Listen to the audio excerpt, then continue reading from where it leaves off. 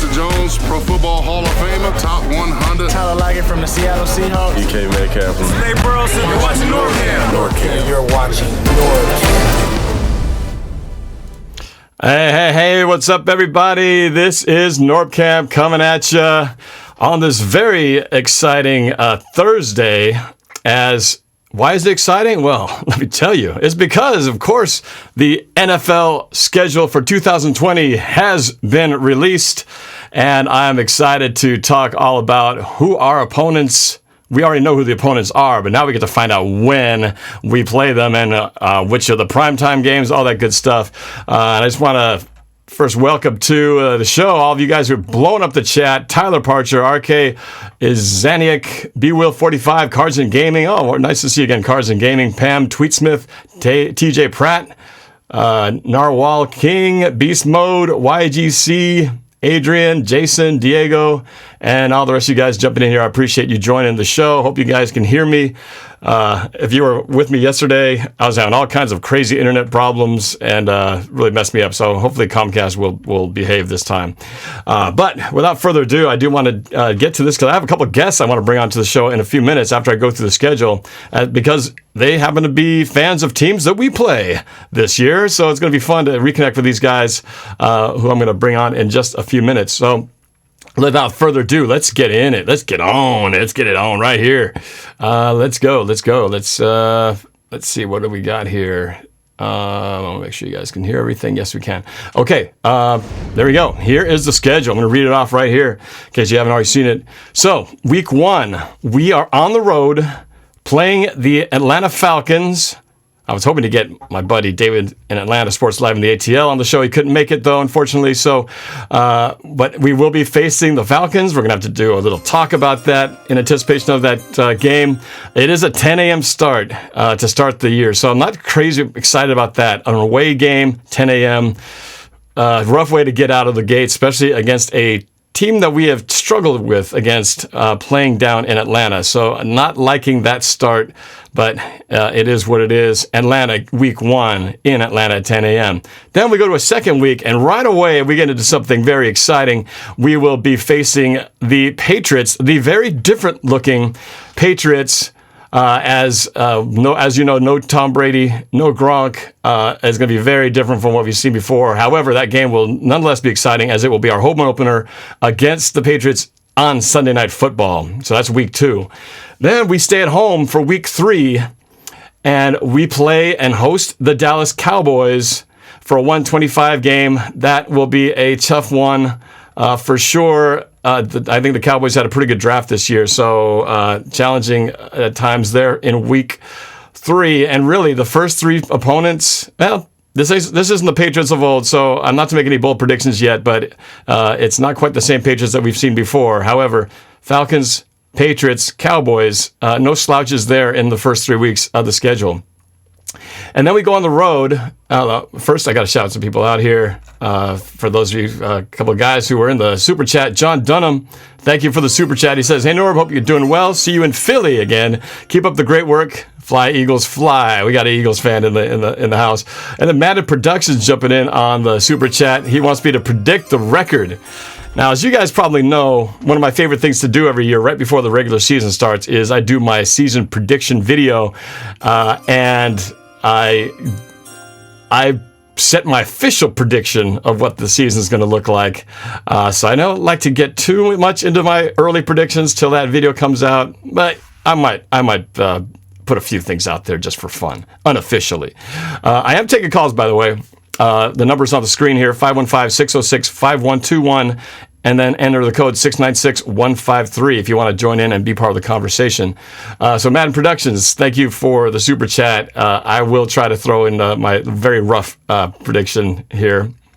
And then Nick LeBeau in the super chat. Fun fact, last season, Hawks were 5-0 in games that started at 10 a.m. So I guess I shouldn't be scared about that. Maybe the whole 10 a.m. thing is all behind us now.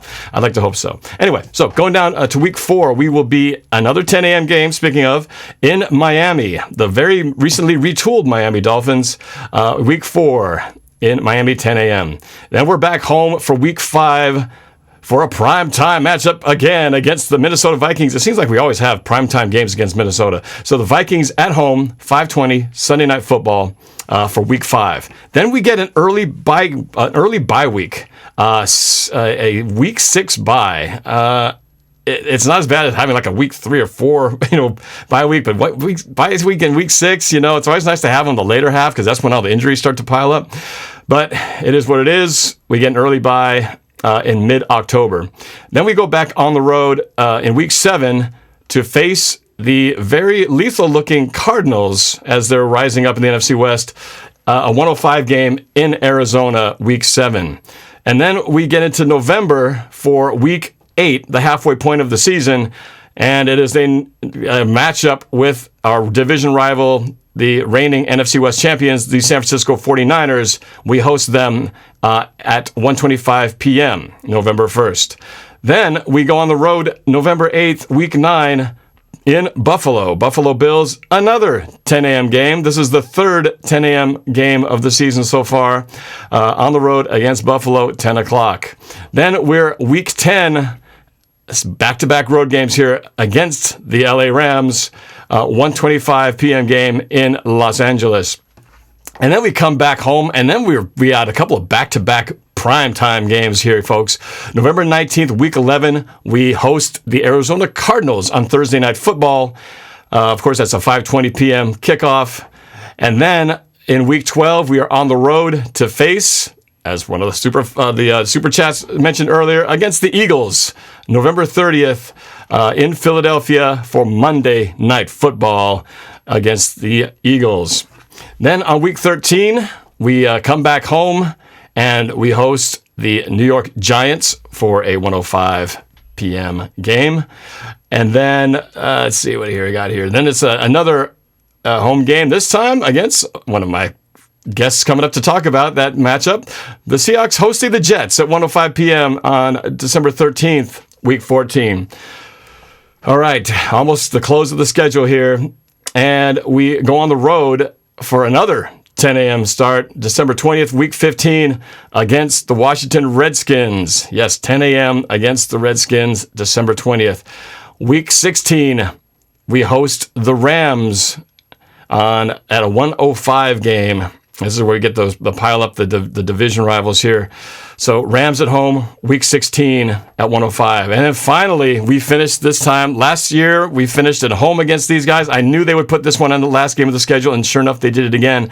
It's a January 3rd game, so it's after New Year's, which is a little bit different. Usually we finish off the season before the New Year's, but in this case, it's January 3rd, a 1:25 game finale against the 49ers at Levi's Stadium, which could have huge division implications, much as it did last year.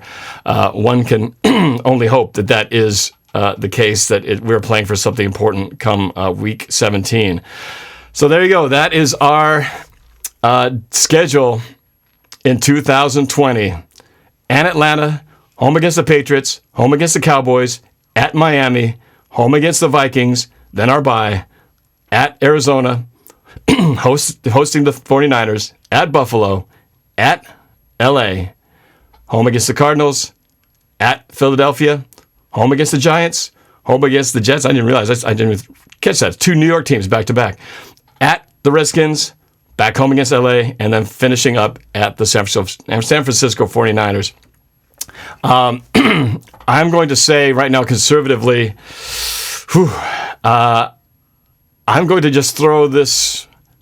I'm going to throw an 11-5 finish this season, and the teams that we're going to lose against. Here we go. We are going to lose. I'm just going to focus on the losses because, there's only so many of them.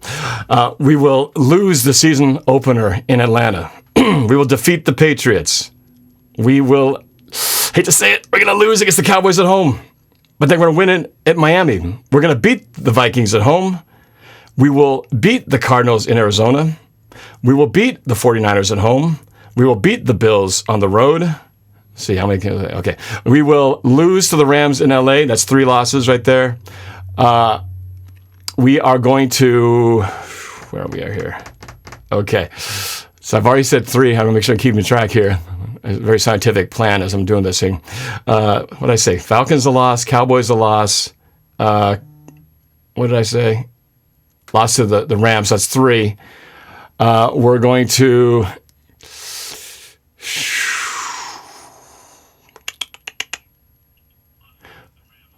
We're going to lose. Oh, God, I can't believe I'm saying this. We're going to lose to the Cardinals at home. Oh, in prime time. Oh, God, pains me. And then we're going to beat the Eagles in Philly, beat the Giants at home, beat the Jets at home, beat the Redskins on the road, beat LA at home, and then finally the finale in San Francisco.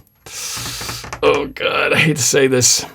I'm afraid that might be a loss to the 49ers on the road. Now, I have every right to change this when it comes to my music prediction video, okay? But I'm just going to say right now, 11-5, that's my rough throw the darts against the board without seeing anything about this team or any of these teams really, without any preseason to judge them by. But that is my unofficial rough guesstimate right now, 11-5. But none of that counts until we get to the NorbCam season prediction music video, which will drop the week before the first game. So this is just the very, very, very rough version.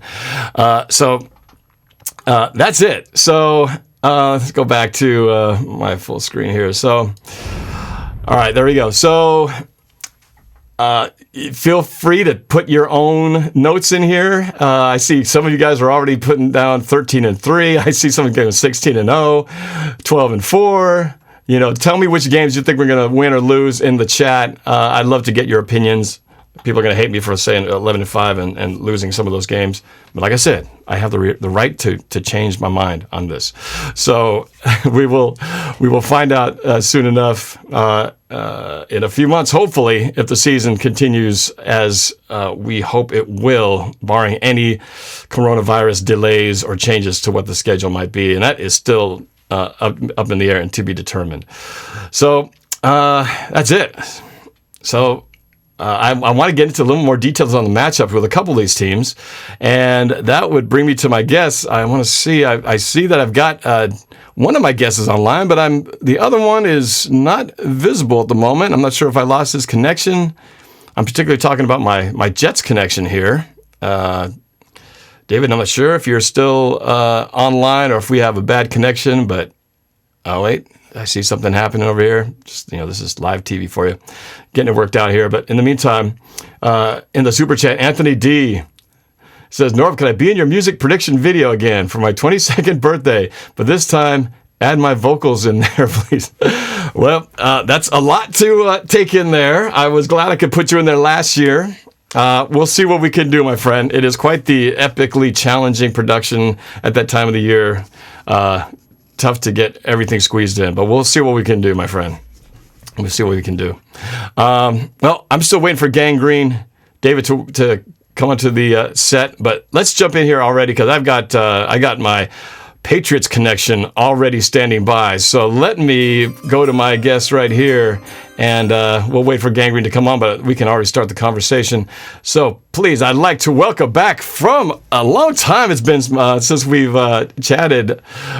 Please welcome Dieter McBusiness, who is a Patriots fan, has a podcast of his own, and we have had many, many others, David. Welcome back, David.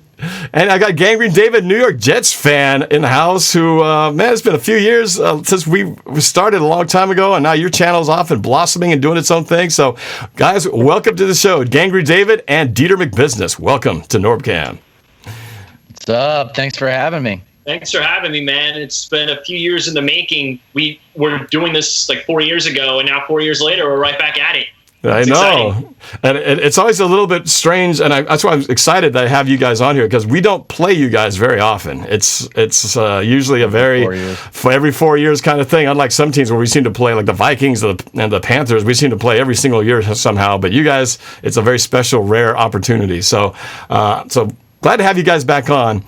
And first, before we get into the football stuff, let me just ask, how you guys doing in this day and age that we got going on right now? How's life treating you guys? David, I know you're over in New York, and McBusiness, Dieter, you're also David, but I'll just call you Dieter. Call me whatever you want, Norb. I'm on your time, baby. You're in California, aren't you? Yeah, I'm in Southern California. I'm uniquely well positioned to deal with this situation because I work from home mostly. I actually I have an office in downtown Beverly Hills, but I don't really go there too much. So I'm banging out movie scripts and teleplays and screenplays and treatments and stuff like that for content in coming out of Hollywood. That's what I do. I'm a creative consultant. And basically for the industry, for the entertainment business right now, no one's shooting anything. So everyone's kind of catching up on the stuff they've been meaning to read for the last 2 or 3 years. So it's actually kind of a good time for me and my business. But my understanding is with the NFL, they've lucked out, by the way, with the timing of this thing. But my understanding is that even if they can't do stadiums, the TV rights are so valuable. Goodell is planning ahead so that they still are able to play the games and still, make money on those TV rights. I would be surprised if the games didn't go forward, even if that meant no crowds in the stadium, in the stands, which I'd be very disappointed because, as you know, I go every single game and never miss them. So, but David, or I can't call you David because both of you are Davids, but Gangrene, tell me a little bit about what you're up to. Again, just kind of fill everybody in since it's been a while since you've been on my show. How things have been for you? I know that you've been going to college and you got your YouTube channel. Just filling us in on what's the latest with you. Well, I mean, first off, everybody in the chat right now, 137 people, I collabed with Norb about a few years back when we played the Seahawks at MetLife Stadium, and this is when I started my YouTube channel, and Norb actually happened to be my very first collab since Norb was the biggest inspiration as to why I started making videos anyway. But throughout the years, I just kept working on my channel. I just try to grow and try to kind of do something along calibers of what Norb does, and just kind of provide experiences for Jets fans like Norb does for you guys, where he goes to games and gives you guys all the game day experience possible. And I love that kind of content. So I kind of want to do something similar. But what I've been up to, not only have I been growing my channel, but I've also been in school. I'm currently a stats major right now, and I'm about a year away from graduating, and I'm pretty excited for that. But I'm stoked for the upcoming season. Hopefully we can have fans in the crowd because I want to be at every Jet game this year. And my goal is to make it out to Seattle this year. But overall, though, thanks for having me on, man. I love the fact that we get to do this again, and I can't wait till we do this when we play you guys this year. All right, so let me switch the conversation back to you, Dieter. Now, you were... I don't know if this has changed. You were a Patriots fan the last time we talked, but this was before. Okay, all right. But as we know, there have been radical changes in the Patriots organization with Tom Brady and now reuniting with Gronk down in Tampa Bay. What's your feeling as that? Because I remember I think we had a little bit of conversation talking about it. Someday we did. The Belichick Brady tandem in New England was going to come to an end, and I think we talked about it, and now here it is. It's finally actually happening. What's your thoughts as a Patriots fan, his departure, him going with Gronk to Tampa Bay, and what's your outlook on the team moving forward? So I was probably in the 1/3 of Patriots fans that knew beyond a shadow of a doubt that this was going to be Tom Brady's last season. Just if you looked at the numbers and if you are just honest with yourself about the way Bill Belichick manages his talent, there's just no way that we were going to re-sign him because he was going to want too much money, and he was also going to probably put in demands for personnel changes. I'm thrilled for Tom. I'm really happy for him because I love Bruce Arians. I actually have a couple of friends in Tampa Bay. I went to school at Vanderbilt in Nashville, Tennessee, so I have a few friends from the Tampa area, and I've been talking to them. But Bruce Arians is is like Sean Payton, one of the few head coaches left that still calls his own plays. And it'll be awesome to see what Tom can really do with a real offense. And of course, everybody's excited to see him tee off against Drew Brees twice a season. And the Falcons are no slouch. So that's going to be a really interesting division. Gronk coming back, I think is great. It's good for the league. The league will be more exciting. It's going to be great to have a team that is kind of, on the margins of the central culture of the NFL get so much exposure through this. But it's sad that he's no longer a Patriot, but I'm looking forward to a new era, and Belichick obviously wants to see if he can win a Super Bowl without Brady. That's kind of a motivating factor in decision making. But I was secretly hoping Cam Newton was going to come, and so we could see if somebody can finally get that diva, on the straight and narrow and actually perform up to his ability. But look, Brady, greatest quarterback ever. He's still 42. Come on, guys. I mean, the guy's an absolute specimen. He's the hardest working, most competitive guy you've ever met, but it was time for him to leave. And this season's going to suck. We're going to go to Seattle, and you guys are going to, just whoop our ass, and that's fine. It'll be a weird year, and we'll bounce back. And, hopefully, I think they're talking about tanking for the Clemson quarterback. I can't remember his name right now. What's that, Green? Trevor Lawrence. Yes, thank you, Trevor Lawrence. And so that was a rumor that I've heard. But yeah, I mean, it was sad, but for people who are paying attention and not emotional about it, it was time. It was time to move on. We're not any different from any other organization in that, we have to manage talent realistically. So it's good, man. I wish him the best of luck. I'm going to watch every Bucs game next year. And by the way, the variable in all this that is most underappreciated is no income tax in Florida. Keep that in mind. That's right. And Washington does not have a state income tax either, FYI, for those of you players who are still looking for a place to land here. Jadeveon Clowney.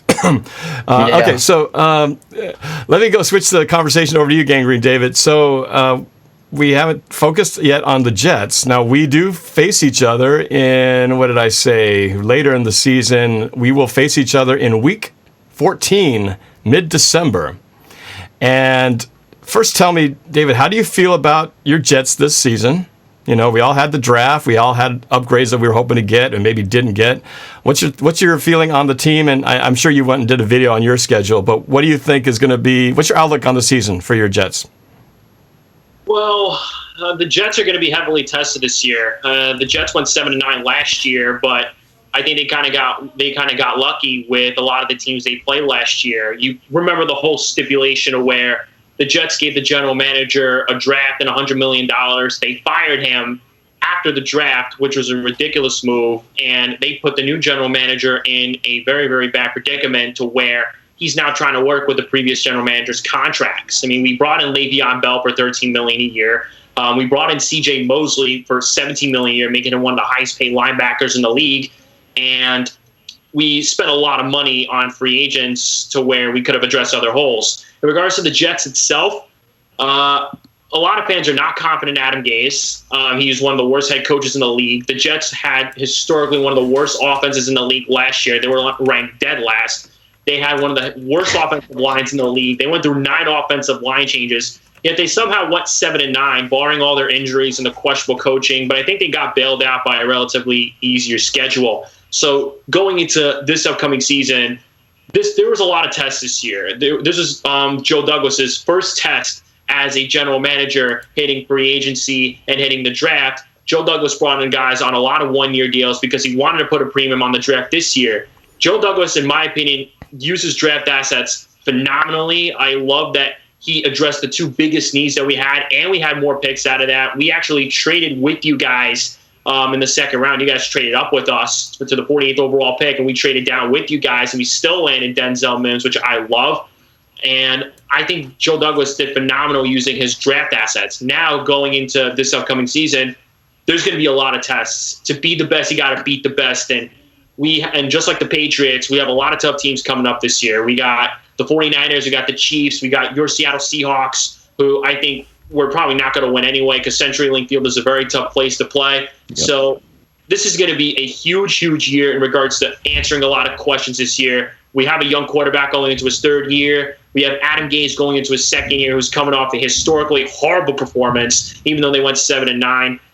Greg Williams, our defensive coordinator, is going to get tested, especially since he got 2 of his best defensive players in Mosley and Williamson back. So a lot of tests this year for the New York Jets. I have moderate expectations for them because I think they have the talent to compete with a lot of these teams. It's just going to be questionable to see how Adam Gase uses his game management and time management. So a lot of tests for the Jets, and let's go out there and see what they're made of.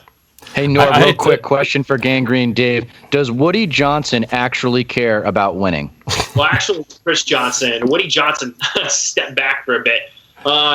He claims to care about winning, but I have a tough time buying that. Yep. Well, so do other observers who know a lot about football.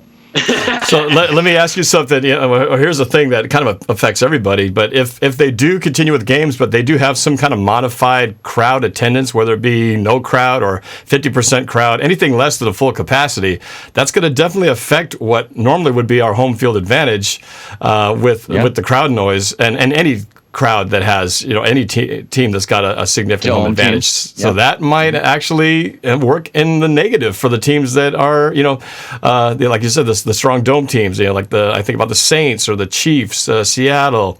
Now more recently the 49ers, but now teams like the Chargers, who already have a scant turnout, that might actually even things out for those guys. So we'll see how the decision as they're made as we move closer to the regular season. So. Gangrene, I'm going to get back to you in a second. So, switching back to the Patriots. Yep. Let's talk about the Seahawks Patriots matchup. You kind of said you thought we're gonna destroy you guys. Now, again, home field advantage might be questionable here, but you feel pretty solid that this is going to be a loss for your Patriots coming up here to Seattle. Yeah, I mean, I think this is just going to be a weird year. It's like hitting puberty or something. It's going to be just like, back to reality. We don't have Tom anymore. Our defense is really good. If Stidman grows up and becomes and has developed, and he's been one of the few quarterbacks that held a clipboard for a few years. Hopefully he did his homework and paid attention. But we're still struggling on offense. I mean, who have we got on? Julian Edelman, great. We got to get rid of him. I mean, Julian Edelman's not going to want to play next year now that Tom's not the quarterback. So, if we win the turnover battles and do well in special teams, then we'll have a good chance of, still going 10-6 and making the playoffs. But that's not my expectation. What is your expectation? What is your record? I would say 8-8. 8-8. Yeah. Why 8-8 and no playoffs? Yeah. Yeah, no playoffs. No, I mean the good thing is that Gangrene and I we play in one of the worst divisions, so we don't have to worry about the Jets. The Dolphins are I guess getting a little bit better, but I'm still not worried about them. Hey, the Bills, right? They're the class of the AFC East right now. But they always seem to mess it up. Like an overgrown child. Well, so they're working their way back to getting familiar with being in the playoffs. So you can't blame them when this is their first time in the playoffs in how many years? True. So. Well, no, they did the Jaguars game. They were at Jaguars a couple years ago, and they put up a 2 field goals or something like that. And then they obviously lost this year at the Texans in a pretty good game. But they got the quarterback. They got. I like their coach a lot, and so they should be poised to dethrone the Patriots in the AFC East. But let's be serious. You can't ever count Bill Belichick out. I mean, he might easily pull a rabbit out of his hat. And that was a comment I wanted to make earlier about, just to be clear about with the Brady stuff and leaving. Belichick is ruthless. He's a dispassionate manager. So he's been thinking about this season 2 seasons ago. So it'll be interesting to see what kind of magic he can muster. But I think most Patriots fans are all right, we'll kick our feet up and let somebody else have fun this season, and we'll see you in 2021. So let's kick it back to you, Gangrene. He kind of took a little shot at you, kind of dismissing your Jets, just kind of throwing them under the bus there real quick. How do you react to that? And I didn't get to ask you what your projection is for this season. What do you see the Jets going as, and how will they fare when they come to play both the Patriots this year and of course my Seahawks? So I guess let's start with a breakdown. I'll save your season prediction for the end, but start with my team, Seahawks, Jets. I think you also alluded to the fact that you thought that it's going to be a tough game for you guys, but again, maybe the crowd noise may not be a factor this year. But tell me a little bit more about your thoughts of the Jets coming back to Seattle to play us here. Well, the Jets have had an interesting history in Seattle, going back to when Sean Ellis, I think, threw a snowball at some fan. The last time the Jets played in Seattle was 2012, where the Seattle Seahawks absolutely annihilated us, and that was when Mark Sanchez absolutely stunk it up that year. Isn't that the year that you had the dual quarterback thing? The butt fumble year. Butt fumble year, yeah. Was that also the year when you guys were having dual quarterbacks? Yep, Tim Tebow was in the mix. Tim Tebow was trading off. I remember that was the weirdest offensive game plan I'd ever seen, but it didn't really work. But yeah, that seems like ages ago. But you don't have that anymore. You've got a much better quarterback. So Well, no, and the Seattle Seahawks are a tough team, and as a Jets fan, I know that the Seattle Seahawks are a potential Super Bowl contending team. With a phenomenal quarterback like Russell Wilson, it's going to be interesting to see how our pass rush could get to him, because Russell Wilson is an all-around quarterback that can do it all. He can scramble out of the pocket. He can find his targets quickly, especially since the wide receivers for the Seattle Seahawks are incredibly quick and speedy. It's going to be interesting to see how we can get pressure on Russell Wilson. Our pass rush would have to be explosive. Sam Darnold is going into his third year, like I said, and he's going up against a tough defense. I'm not sure if you guys are bringing back Jadeveon Clowney, but your defense is tough as it is. Your secondary is pretty solid. You got one of the best linebackers in the league in Bobby Wagner. So there's a lot of key pieces on defense you guys have as well. And if the crowd noise is there this year, then that's definitely going to be a huge factor. But I do plan on going out to Seattle. In regards to the Patriots, of course, the Patriots have ruled the AFC East for years. They've won the division for years. And, of course, Brady being gone is a critical factor, and it could allow the AFC East to become more competitive. But Bill Belichick, like you said, is still taking the reins over there, and Bill Belichick still wants to win. So with Stidham at quarterback, you're going to end up going into the season wondering, what could he do for a year? Maybe he could be the guy. Who knows? This is going to be a year to where you could either roll with Stidham or draft another quarterback. So I think with the Patriots, the Jets did not fare well last year against them. The Patriots absolutely annihilated the Jets last year, both games, especially at home. I thought the Jets could have had a chance in that game. And I think this year it might be more competitive. The Patriots do have some question marks at receivers. Edelman is getting older. You guys have Jacoby Myers. N'Keal Harry's got to step up. The running backs definitely got to prove themselves too. You guys still have James White and Sony Michel.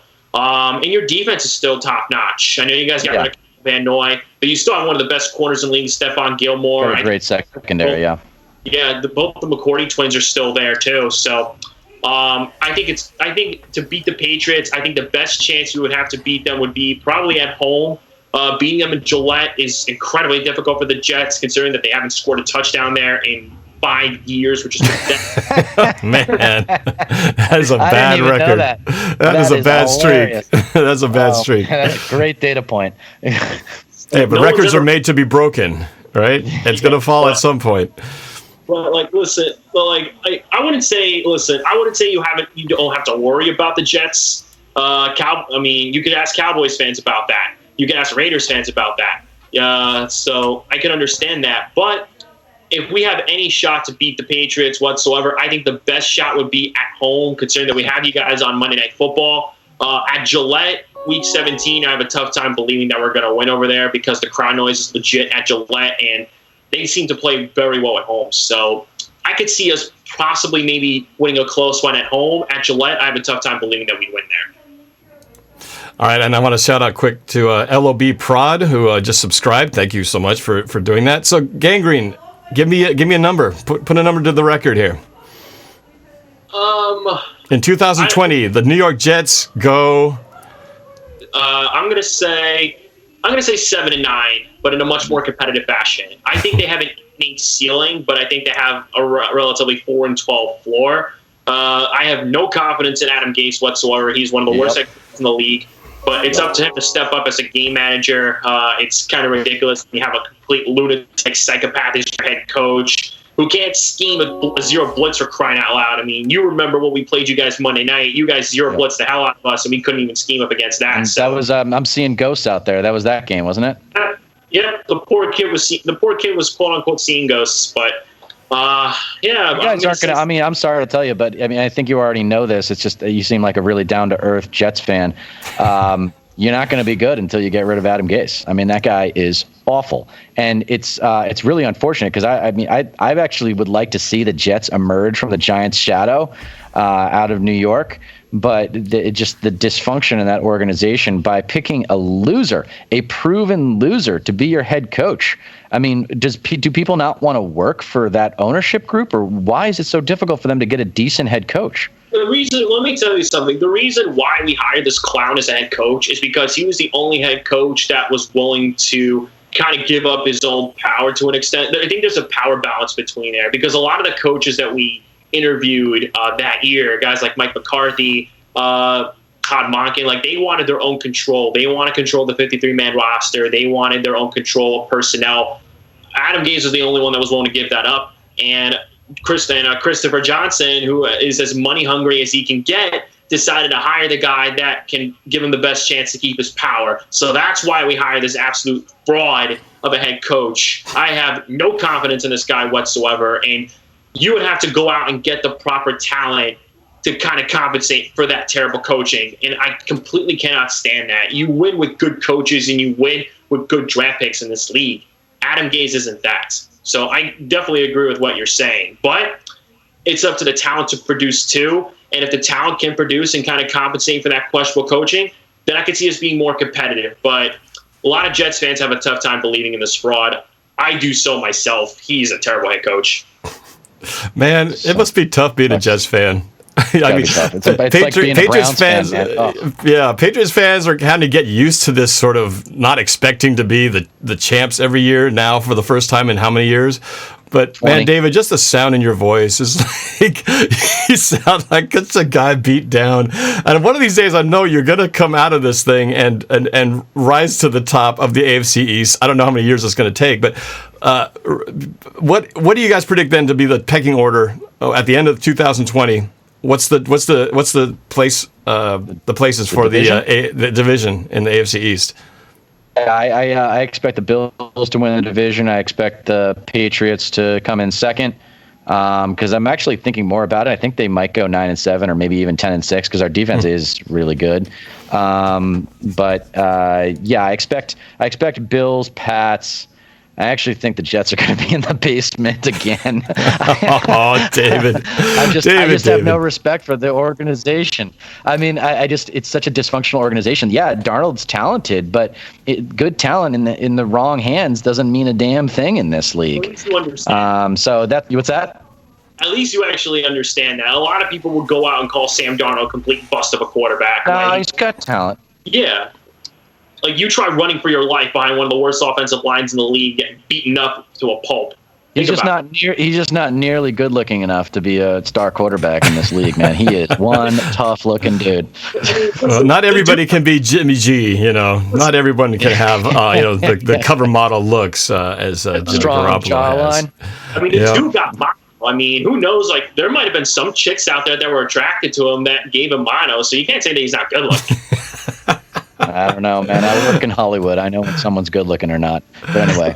Hey, I want to say a quick thank you to new subscribers, Dakota Wolfrey and OTP. Thank you for joining the NorbCam Nation out here. I'm going to take to the phone lines. I got a couple of people who've been calling in and might have some questions for our guests here. So I do, as I mentioned in my headline here, I do want to talk about the Earl Thomas story. I want to get your guys' take on it because it is heartbreaking to read what went down in the Earl Thomas household, but we'll get past that. We'll talk a little more football before we address that issue. But I want to go to the phone lines to Andrew down in Dallas. Andrew, what's going on? It's good to have you back on here.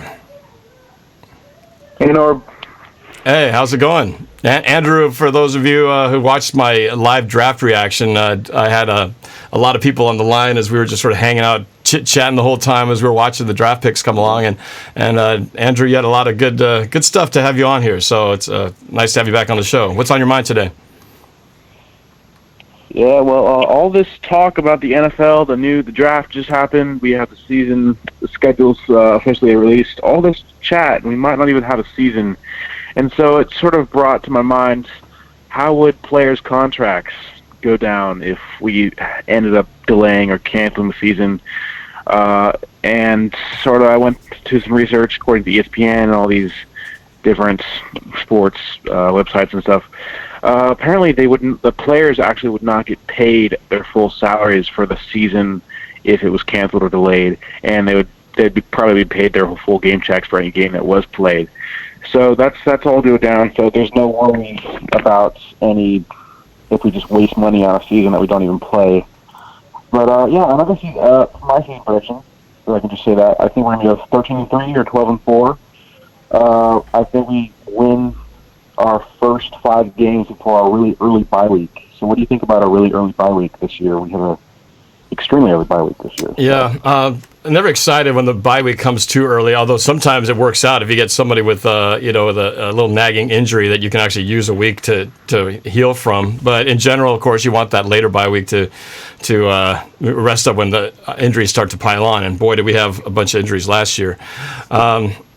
But yeah, it's a rough start. It's a rough start with being on the road and against Atlanta, and I think Dallas and Patriots. I don't think these are easy games, and none of them are easy. But you always want to start feeling like you can get those first couple games in your belt, get a good little momentum. Yeah. And it's just hard to do that when you got to start on the road, especially an early morning game in a place like Atlanta. So that makes it a little nervous to have to start potentially 0-1, which is what I'm feeling right now might be the case. But you never know. We did beat Atlanta in Atlanta at 10 a.m. last time. So it's never a for sure thing, although we almost blew that game after having a major lead at the half. But we did. That was scary. It was scary. But the gentleman, the Davids, we talked about this. It seems like none of us really feel like that there's a chance this season won't happen, right? I think we both all feel convinced that some version of a season is going to happen, that it won't be canceled altogether. Yeah, I think it's just too much money at stake, and they've gotten ahead of it. It's not like the NBA or the NHL where it hit the fan in the middle of the season, and you just kind of had to pull the emergency lever. The NFL has tremendous resources. They've dealt with hurricanes, and they were ready to deal with a blizzard for Super Bowl 48 in New York. Congratulations on winning that one, by the way, and embarrassing Peyton Manning, one of my favorite memories. I think they're gonna. The TV rights is where the money is, so they can still just play the games, and it'll be weird, but the public will be grateful for anything by that point, especially if baseball doesn't have a season. Right. All right. I'm curious, Andrew. What are the? You said we might go 13-3, 12-4. Who do you think we lose to? Yeah, I got the schedule pulled up here. I don't agree with you on losing to the Cowboys or the Falcons. I strongly think that we can win the first 5 games of the season. I'm also a little bit higher on the Dolphins than Patriots fan. I forgot your name. I'm sorry. Dieter, it's all good. Dieter. Okay, I'm sorry, man. So I'm a little bit higher on the Dolphins, and they do have 3 first-round draft picks, if I'm not mistaken. And they do have some offensive weapons already from last year. They got Parker as first name. They beat the Eagles in that weird play in the last year from the kicker to the punter. That was funny. And I think they're like 10-6 this year. They're not really good over top Dolphins, but they're not like bad either. They're improving. They have a decent head coach. I still think the Bills are easily the winners of the AFC East, in my opinion. They go like 12-4, 11-5. But the AFC East is not going to be the first seed division this year. I don't think. I think the Bills win. They get the 3 seed, something like that. Number 1 seed in the AFC. I'm going to guess either the Chiefs or the Ravens, something like that from last year. Maybe the Titans. They have Derrick Henry, so maybe. But so I think we beat the Dolphins. My losses, to get your question, Norb. Yep. I think we lose to the Cardinals at home. I think we lose to the Bills away. I think we lose to the Rams also away. So the Cardinals, Rams, and then Bills. Yeah. Why are you guys scared of the Rams, Norb? Why do you think the Rams because we always lose to them? Because history is always lose. We haven't swept them in it's been 4 or 5 seasons since we were able to. Back when they were really bad, we would sweep them every year. But now has it been more than that? It's been a while. So we've struggled against the Rams, and we struggled against the Cardinals. We haven't swept the Cardinals for. I think we've always traded games with those guys, even when we were having dominant years. If the Cardinals would give us fits, the year we went 13-3 and went to the Super Bowl and won, we lost to the Cardinals at home right before the playoffs. So the Cardinals and the Rams are always a pain in our asses. So that's of course now we don't have I hate the Rams. Bruce Arians. From our last collabs, I hate the Rams with a passion, man. They are my least favorite team in the NFL. That's right. I'll root for the Jets before I root for the Rams. Screw. Why? Yeah, dude. because their fans. Because I live in Los Angeles, so I've had a first-hand encounter with their fans, and they're a joke. They don't know the game. There's no like history. I mean, it's ironic. So I was watching at a bar Super Bowl, the Super Bowl before last, when the Patriots beat the Rams, and they were all talking smack at the end of it. It's like, we just smoked you. What are you talking about? And I was like, I told them, I was like, you should thank us because you have a team in Los Angeles. The Rams are in Los Angeles because the Patriots beat the St. Louis Rams in Super Bowl 36. If the Patriots lose that game, that means the St. Louis Rams win 2 out of 3 Super Bowls, and it is damn hard to get a team to move from a city after they've won 2 Super Bowls in 3 seasons.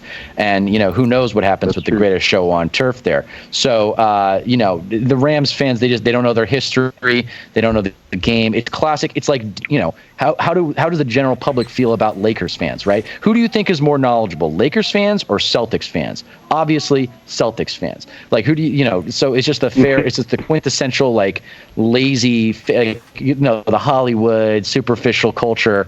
I think the real hardcore NFL fans in LA are going to be Chargers fans because, in golf, dude, I mean, how can you not dislike golf? Like, what an ultimate D-bag that guy is. Screw it. And then the young coach, I can't even remember his freaking name right now. McVay. Sean McVay. Right. Yeah, it was a gimmick. He got all the credit in the world because one of the greatest, arguably the greatest D coordinator in Wade Phillips was picking up the slack on the defensive side of the ball. And he was like, "Oh, we got McVay. He's got this new age offense, man. Like, what's the cutting edge of a new NFL like offense we're seeing here in Southern California?" It's like, no, bro, your defense got you to the Super Bowl, and also the refs, by the way, in that one of the worst no calls ever in NFL history. Yes, yeah. Which let Poor the Saints conspiracies. fans, Oh, that would have been one of the great Super Bowls, Poor man. Saints. Saints Pats would have been great. Would have been such a great game. Brady No, it should against have been Breeze. It's Yep. Saints Chiefs. I'm going to say that because the refs also messed up in the Chiefs Patriots game that year too. It wasn't as obvious as the Saints Rams game. You're talking about the D4? They did call Which moment? I think there was a roughing the passer call. There was a roughing the passer call at the very end. That's a legitimate criticism. That's a legitimate criticism, but that took place, if you go back and watch that game, that took place earlier than you think it did. And there was plenty of opportunities for the Chiefs to get control of that game. You got to remember, that was 14-0 at halftime. Belichick had Andy Reid completely outcoached up until, the fourth quarter there. So, yeah, it's a decent point that you're making, but there are more egregious examples of what we're talking about. All right, Andrew, I'm gonna put you on hold for a little bit. I'm gonna try to get some other callers, but I won't hang up on you in case we have time to get you back in here. But thanks for the call, man. I always appreciate your being part of the program. So I'm gonna go to one of my friends up here in British Columbia, Anish. Anish from BC. What's up, man? How you doing? Good, Norb. How are you? Hey, I'm doing good. It's kind of exciting. Schedule release day is always a lot of fun. So we start fantasizing about what we think the season is going to look like and start making our ridiculous predictions and all that. But what's on your mind today? Just look at the schedule. I just want to say hello to your friends over there as well. What's up, thanks man? for taking my call. Yep. What's going on? Anish, David, and basically, David. I was looking at the schedule. Yep.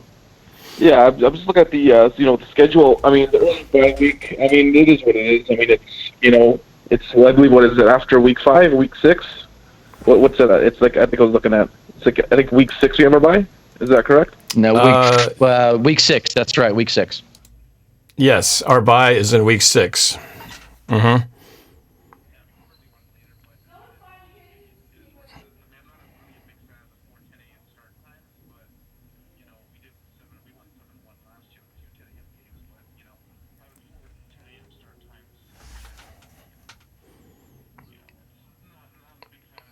But overall, So what the schedule. I think if I was.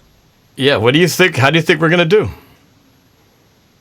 I think, honestly, I think it's going to be 12-4, and I think it's going to come down to the last game of the year against San Francisco, and that's going to be flexed into Sunday night, and I think we'll beat them to win the division.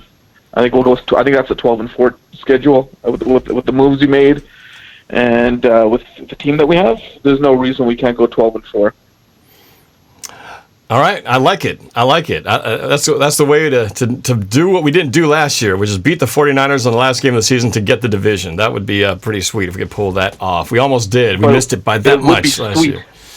That would be very sweet. It would be sweet to get the number 1 seed though, because I believe only the number 1 seed gets to bye this time around. So that's.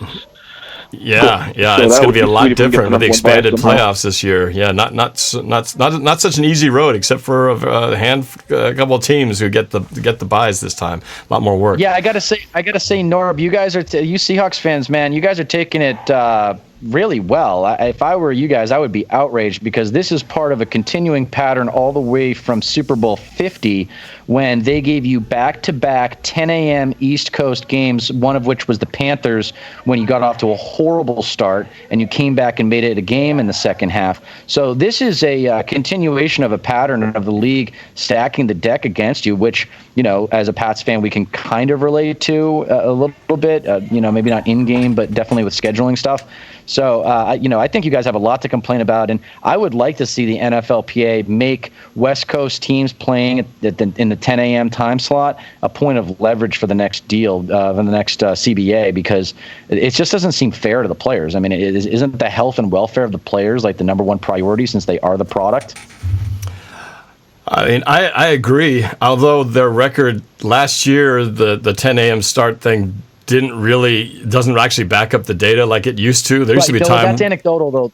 That's one season for one team. If you look at it overall, it's a noticeable difference. It is. It certainly is not a bit. Yeah, but you're overcoming it in spite of the time frame. I agree. There's clearly they could make it work where they don't have to have quite so many time zones disadvantages for teams coming out of the West Coast. They could make it work if they really wanted to, but they. I don't think it'd be that hard. I mean, there very often there are weeks where there's only 2 or 3 games in that 4 o'clock Eastern time slot. So, they could. But I think the model, if I had to venture a guess, going back to my days of corporate America and understanding evaluation processes, is they want the marquee games, right? It's all about those big suckers. So they have the afternoon matchups that they want to lead the audience into the national game, the Sunday night football game, which is, the biggest game of the week. That's the biggest draw of the week. I remember there was a time during our kind of more dominating years after the Super Bowl and a couple years after that where the Seahawks pretty much dominated and won all their primetime games. And in fact, they felt it was bad for the ratings because they weren't really even that close for a while. So primetime games for Seattle were not actually good because they weren't that competitive. But now I think, having 4, that's still a pretty good number. I'm all right with that, 4 primetime slots.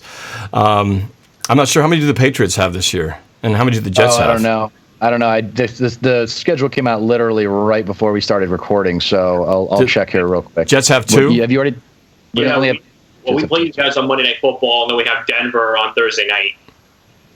No, we don't play Monday night. Or are you talking about Patriots? Oh, the Patriots you guys have. Yeah, Patriots, right. That's what I'm talking about. I'm talking about us. Yeah, that's right. That'll be interesting, depending on how you guys stand at that point. It looks like we only have we're on Monday Night Football twice against the Jets, and then the second to last game of the season is on Monday Night Football against the Bills. Then we got Thursday. Everyone's got a Thursday night game, so we got the Rams that time. That'll be fun. I'm going to go to that game. That's going to be Thursday night in L.A. Little Super Bowl revenge game for the Hams. And then so we got 4. We got 4 nationally televised games this year. All right, 4 seems to be. There while you're at it. What's that? You can troll some Rams fans while you're at it. Oh, dude, I'm going to be trolling them the month leading up to that shit. I'm going to be all over it. Oh man! Well, thanks, Anish, always for chiming in. I appreciate the phone call, man. I hope to see you at the stadium this year, assuming that we still have games that we're allowed to go. As long as it's safe to cross down safe to be in the stands, then yeah, absolutely we'll be there. And as long as the border opens, the border's shut down right now too. So who knows when that's going to be open? Right. All right. That's a double whammy right there. But I'd like to think that in a few months, it's going to be better than it is right now. Fingers crossed, because I can't imagine going to games this year. So all right, Anish, thanks a lot, man. Take care. Go Hawks.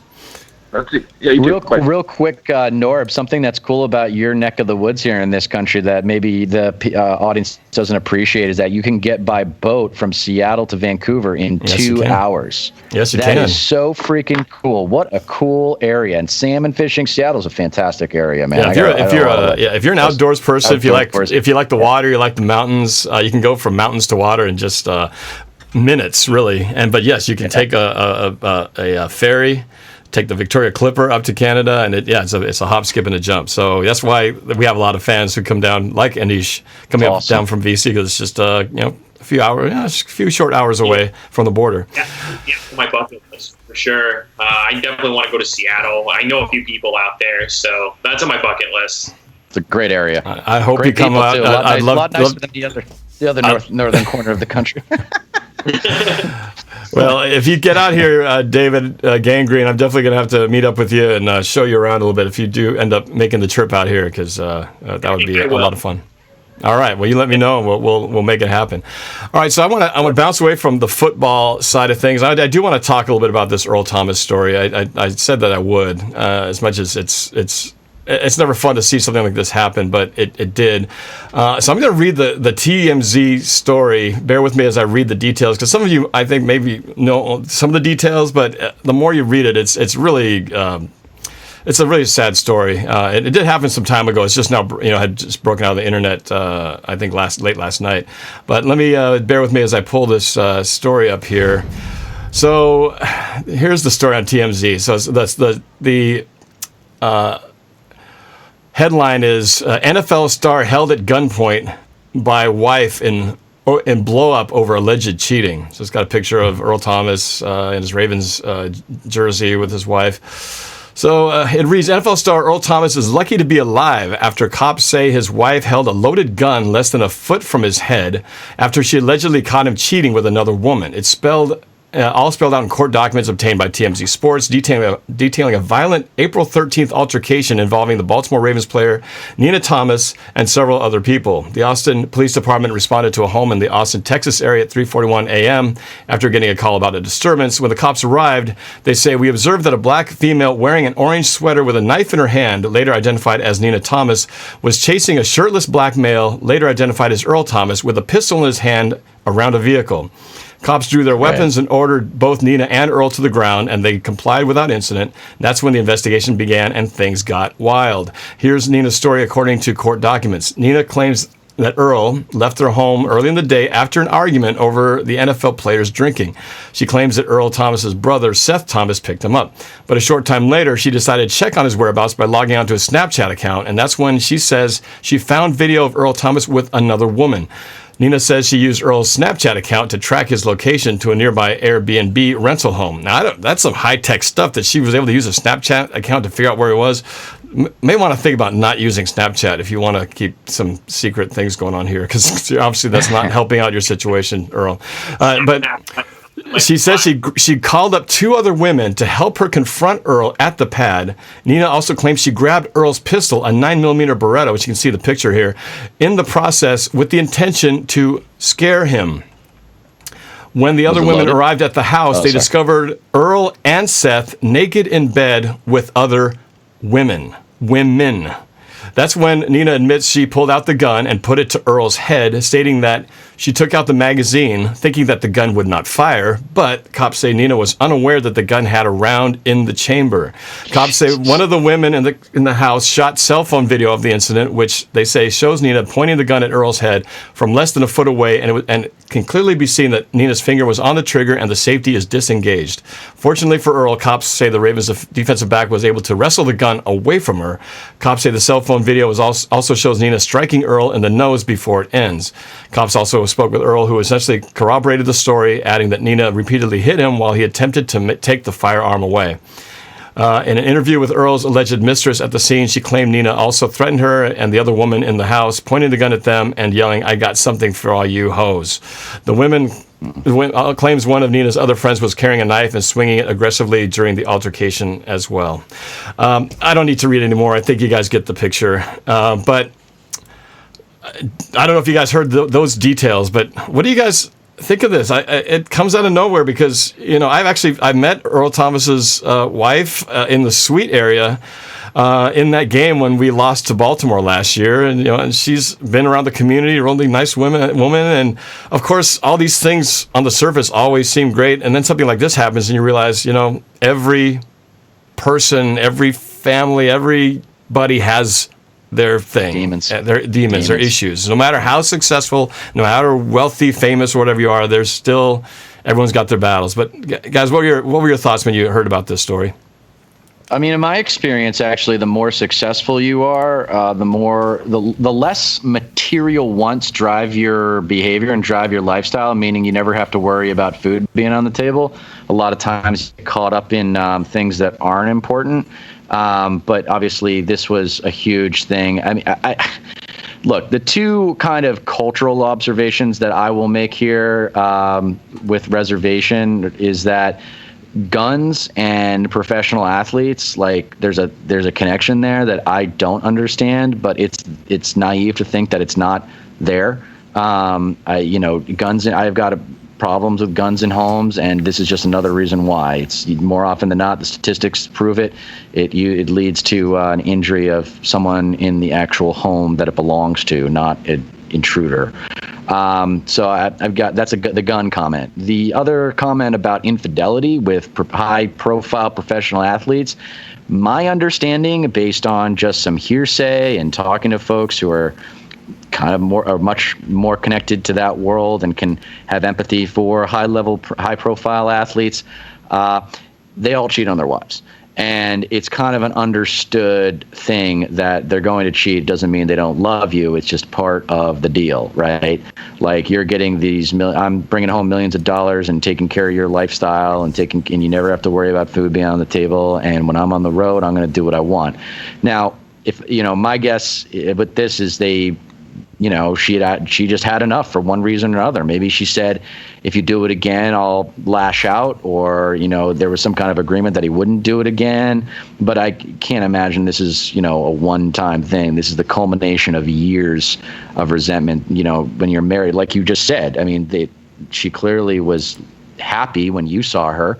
How can, that it's being a A-list NFL starting player's wife seems to me on the outside a pretty good life, unless behind closed doors the guy's a complete jerk, which Kobe Bryant was a jerk, Michael Jordan is a jerk behind closed doors.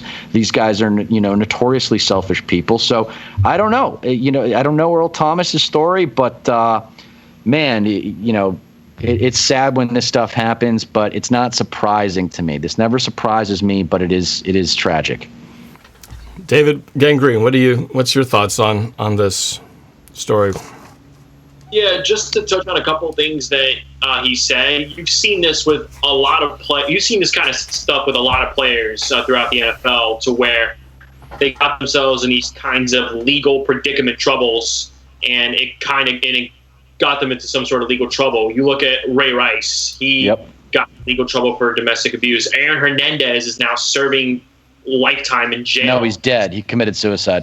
Yeah, but that's what I meant. But yeah, he served in jail pretty much the rest of his life because of what he did there. So I definitely agree with you. I think the success can get to players' heads to where they start acting like they're top notch, and they start acting like they're behind closed doors. In regards to the whole thing with the Snapchat, first off, keep your Snapchat maps off, because that is how anybody's going to track you. Because if you have your Snapchat map on, anybody's going to track you. And this is coming from an avid Snapchat user. But this is sad. I didn't expect it to come from somebody like Earl Thomas, who has been a very talented player, and for somebody who has been a huge part in the Legion of Boom for the Seattle Seahawks and has made some crucial plays in his career.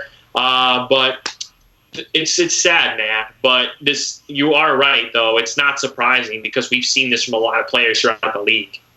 I think part of why it is still surprising is the fact that we hadn't heard anything about Earl Thomas off the field at all to this point. And he's been in the league. He got drafted in 2010, 10 years ago, pretty much a squeaky clean, almost 10 years of never hearing his name in the news.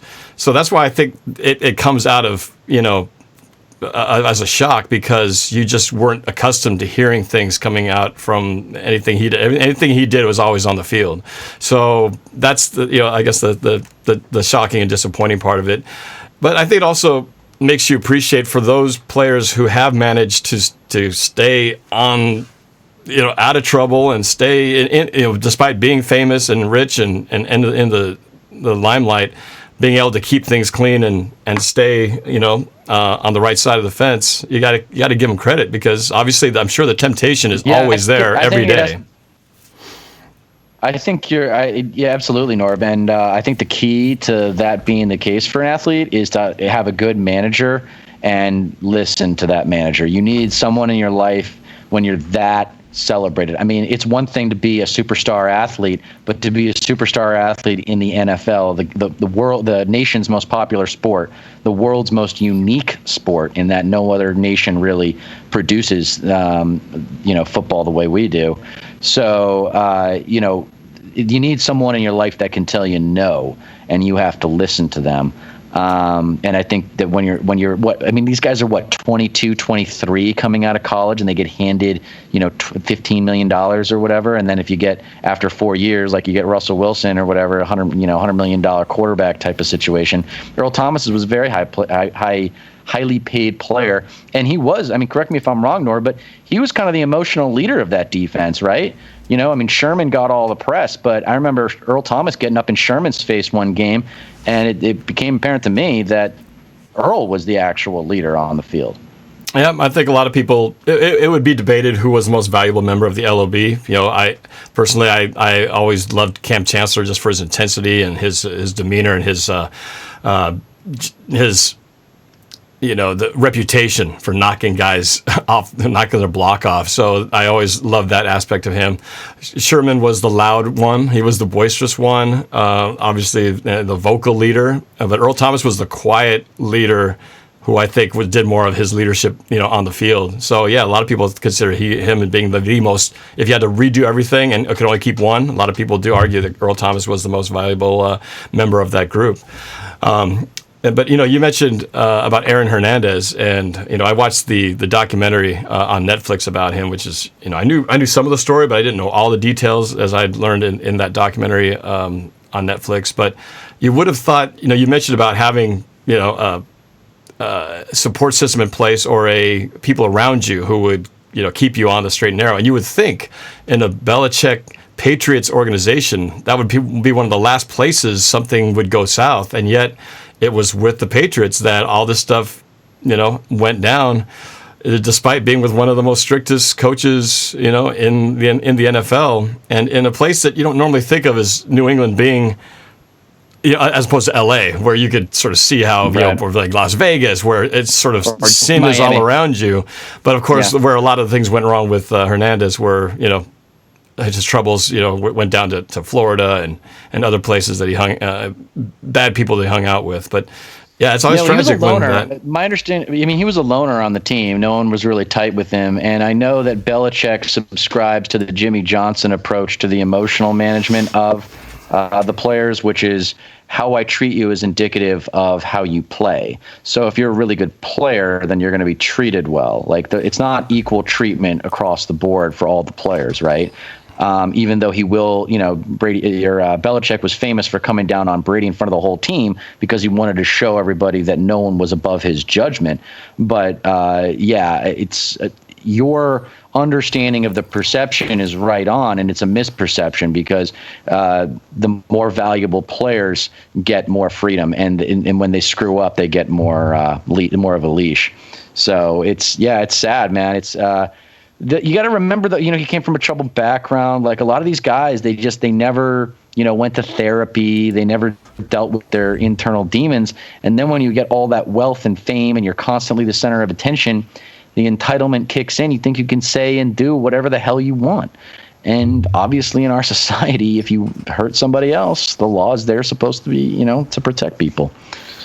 So, well, and I know anyway. That Aaron Hernandez also, from his background, he didn't have much of a father figure in his life. No. And so there was a lot of things that were, obviously not very good, before leading to this life he had with success in football.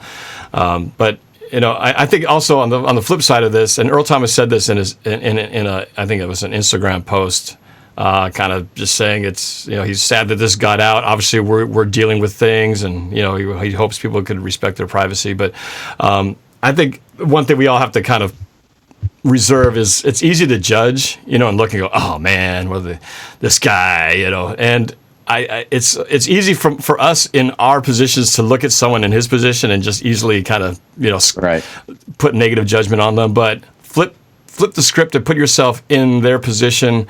It's a lot easier to say I wouldn't do that, or not understand it when you're not in those shoes, right? It's always easier to. Maybe she's crazy. Maybe she was on medication and she went off her meds or something. Like, you don't know. There's so many variables, But everybody in our culture, in particular in America, I don't know how much traveling you guys have done, but we are like addicted to certainty.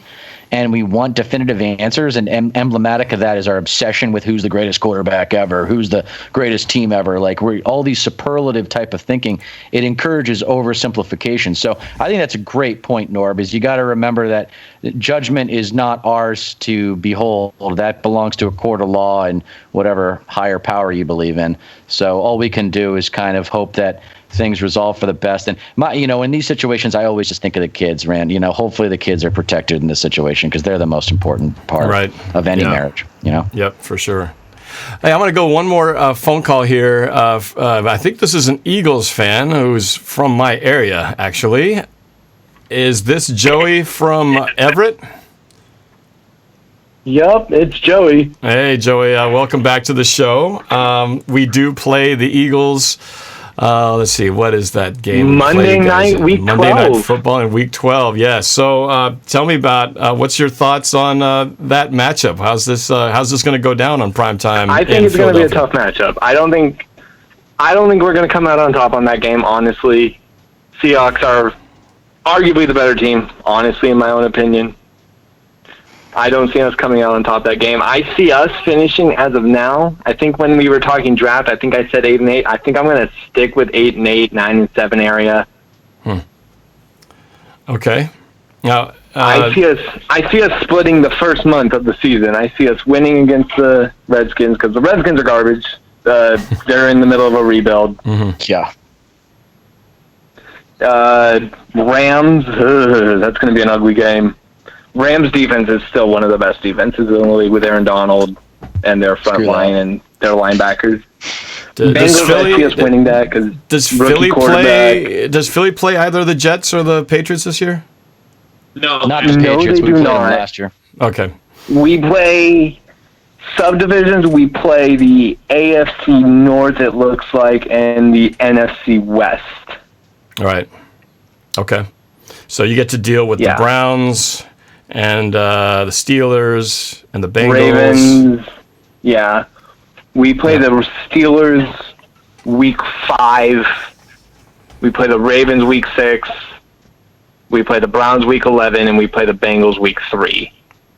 But don't you think that the Ravens are like the big challenge there? I mean, the Browns, they're going to take, now that they got rid of Freddie Nachos, that's yeah, I think the Browns are an underestimated team this year. Honestly, I'm thinking the Browns are an underestimated team. I think they finished maybe sub 500 for once in a few years. You mean above 500? We'll see how I meant sub 500. I'm saying sub 500. Maybe 7-9, maybe 8-8. Oh, okay. 9-7 at the best. I'm saying 9-7 for the Browns at the best. Hey, that might be good enough to make the playoffs in the AFC. it might be. Who knows? What did you think? I think we might have talked about it. Maybe 8-8 can cut it for the playoffs this year. Maybe. What did you think of? I think we talked about it at the time, but the Eagles taking Jalen Hurts. Round 2 of the draft. What were your thoughts on that? Does that surprise you? I like the pick, but at the same time, I don't like the pick. I have mixed feelings about the pick. Well, I think it's safe to say that Carson Wentz is still the starting quarterback. But I think it speaks to... It could be between Jalen and Nate Sudfeld to be the second... He could be either be the second string or the third string. Well, and I think it simply speaks to the fact that I think it's not a question of if Carson Wentz gets hurt, it's when he gets hurt. You're going to have somebody who can actually pick up the slack, unlike how it was last year and when... Nate Sudfeld cannot... Yeah. I'm sorry, I don't want Josh McCown as my quarterback, and I don't want Nate Sudfeld as my quarterback. Josh McCown, that game, the playoff game where we did beat Philly twice in Philadelphia, which is hard to do for any team to beat a team in their place twice in the same year, as is very difficult. But Carson Wentz went down relatively early in that game, in the playoff game, and then they did bring Josh McCown in there. And to his credit, McCown, as much as he wasn't able to do much, at one point didn't he tear his muscle off the bone practically with some injury, and he kept playing it through that game, not very successfully. But what a warrior, man! I mean, I heard that injury was really that man is a vet in the NFL. He's been in the league since I was a little kid. Yeah, old timer for sure. But that man's been in the league since what, like 2003, I think, 2003. Yeah, sounds right. I think. Yeah. Let me see. It's see definitely when he been drafted. well over 10 years. But yeah, you might be right. He's been around for a long time. Definitely the definition of journeyman. McCown's currently a free agent. He's been in the league since 2002. He got picked in the 3rd round of the 2002 draft. Yeah. But I think you guys are. What everyone calls a journeyman. Go ahead, bro. Yeah. Anyway, Dieter, you were saying. There's Josh. I was just going to say, I think getting Hurts on there was a really responsible decision. I mean, the writing's on the wall with Wentz, like you said, Norb. It's not a matter of if, it's a matter of when. And the other players deserve to know that when Wentz goes down, that there will be someone who's capable of winning games is behind him. And by the way, even if Wentz ends up finally getting healthy and staying healthy, that'll be a nice little trade. Hurts will have nice trade value, and because everybody needs a quarterback in this league. I mean, how many really competent, confident quarterbacks are there in this league right now? 7? Well, here's another thing with that. Carson Wentz is also entering a big contract. They gave Carson Wentz a massive contract, and he's now entering the extension. That's why people are questioning the Jalen Hurts pick, because you just extended your quarterback. And now you drafted one in the 2nd round just because you wanted a backup quarterback. I mean, the writing's kind of on the wall to where you're kind of wondering what are they going to do with Carson Wentz now that they just extended him. So it wasn't the fact that they drafted Jalen Hurts that made no sense. It was the fact that you drafted him in the 2nd round when he could have been a later round pick after you extended Carson Wentz. That's where Eagles fans are kind of questioning themselves on why that pick really doesn't make much sense. Good analysis there, Gangrene. Probably only to make less sense would be Packers fans reacting to their. We should definitely talk about that. Well, I think I can understand that a little more. Jordan Love, I don't really know too much about him as a quarterback, but I think the Packers are kind of going the same route they did when they drafted Aaron Rodgers, and then they had Brett Favre in the last legs of his career. Brett Favre went elsewhere, and then they handed the reins to Aaron Rodgers. Aaron Rodgers, I believe, he's about almost 35, 36 years old. He might have a good few years left in him, and there's kind of word out there right now that his relationship with Matt LaFleur is kind of questionable as it is.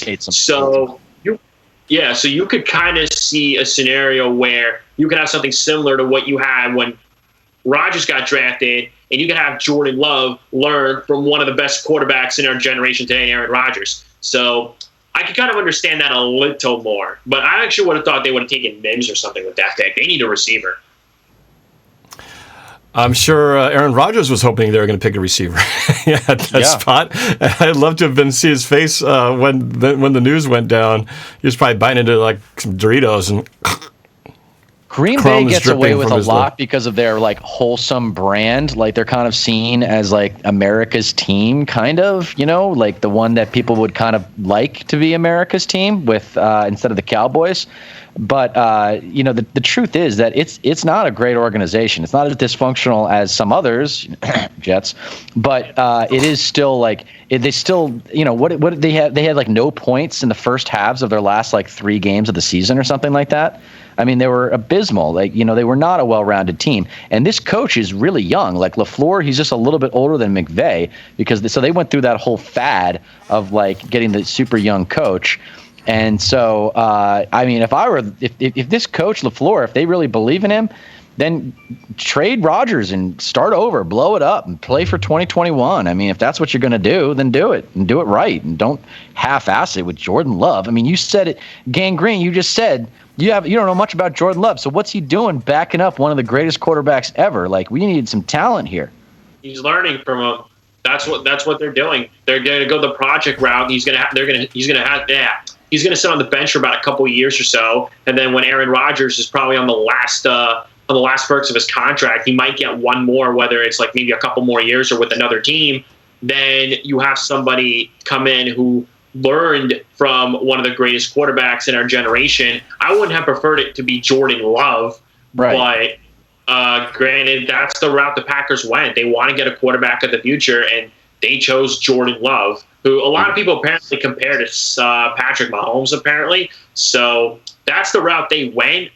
The player itself, I'm a little iffy on it. I think maybe they could have waited until next year to draft a quarterback if they want to develop one behind Aaron Rodgers, because the draft class is a lot stronger for quarterbacks next year with Justin Fields and Trevor Lawrence in there. I'm not saying the Packers are going to get one of those guys, but they're probably much better options next year than Jordan Love.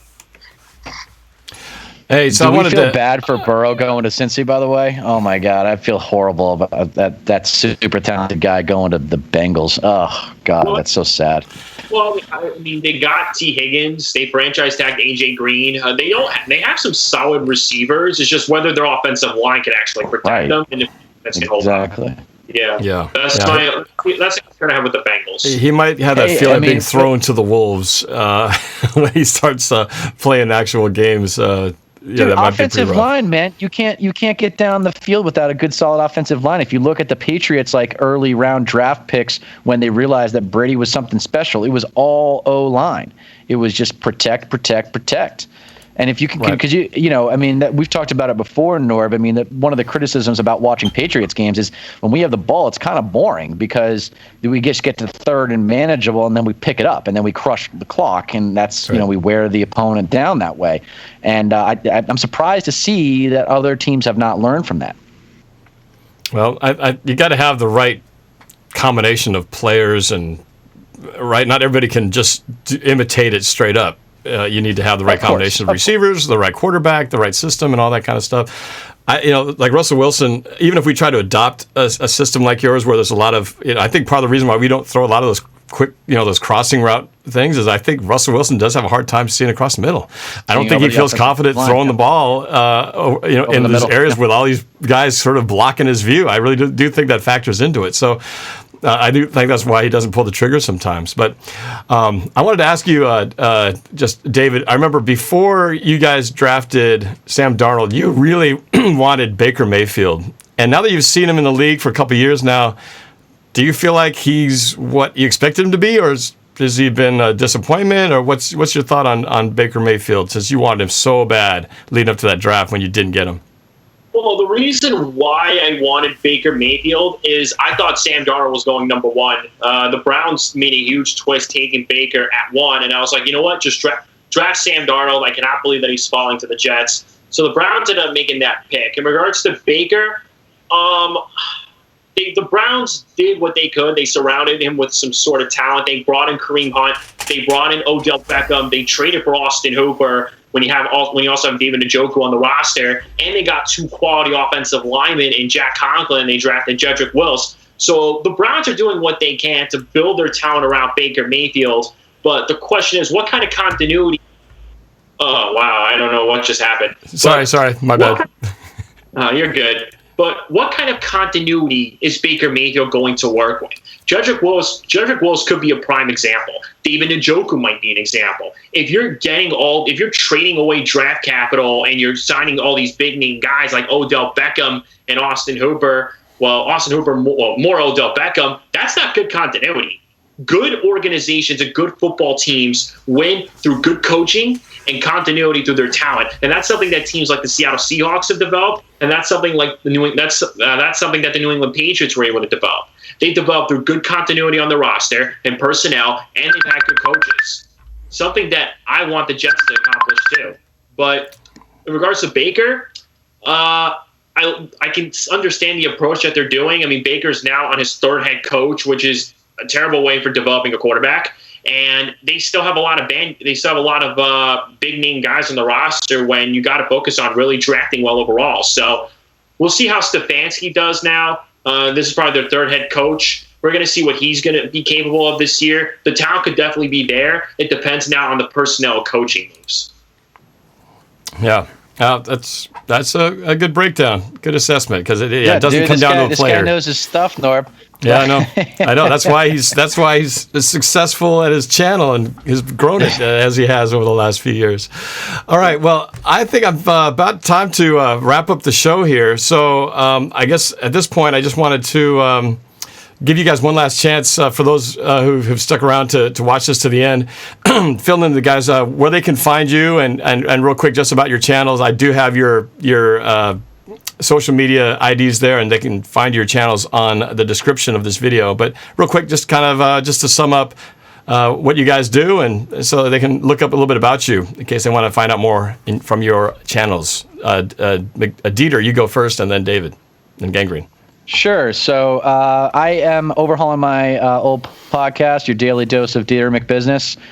You can find me on Twitter at Dieter McBusiness and Instagram at Dieter McBusiness84. Progressive politics was the subject. I'm working on a character that's going to be commenting on all the craziness leading up to 2020 and the election, and trying to unite the country as opposed to divide it. But you'll have to tune in when I launch to find out what that means. Okay, and Gangrene David. Well, I mean, first off, if you guys want some New York Jets content, I do put out a lot of good content. You guys can subscribe to my channel, Gangrene David. I've been on YouTube for the last 4 years trying to cover the New York Jets. I'm at almost every Jet game, so I do a lot of game experiences as well. If it wasn't for NorbCam inspiring me to start making videos and just kind of inspiring me to have that drive, I wouldn't be where I'm at now. I'm almost at 3,000 subscribers, which I would have never thought I would get to.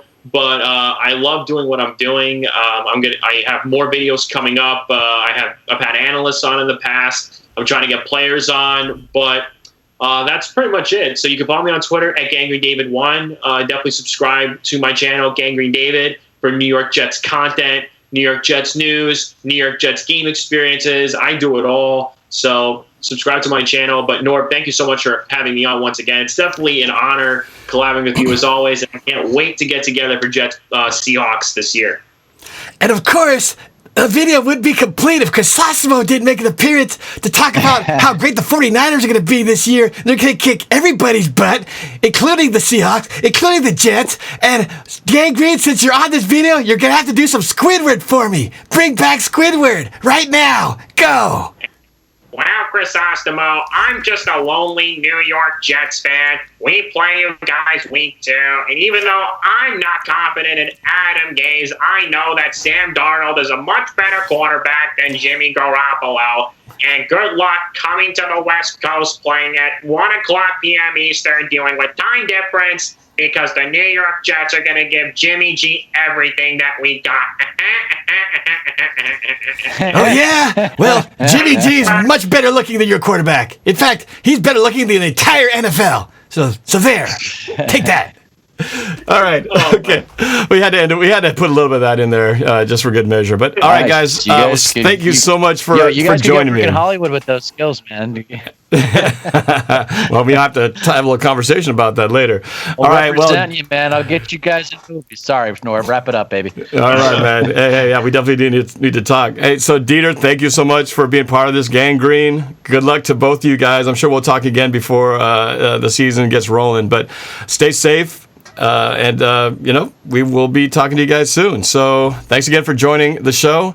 And then to every one of you out there, for all of you guys who called in, for those of you who are on the chat, and those of you who just tuned in and watched us talk and banter. We appreciate you taking the time to be here, and it was our pleasure to spend a little bit of this day with you guys. So that's it. The schedules are in. Let's see what happens. Let's play the games. Hopefully we'll have games and crowds to put together when the season starts in August. That's it. I'm NorbCam, and thanks for watching. Go Hawks.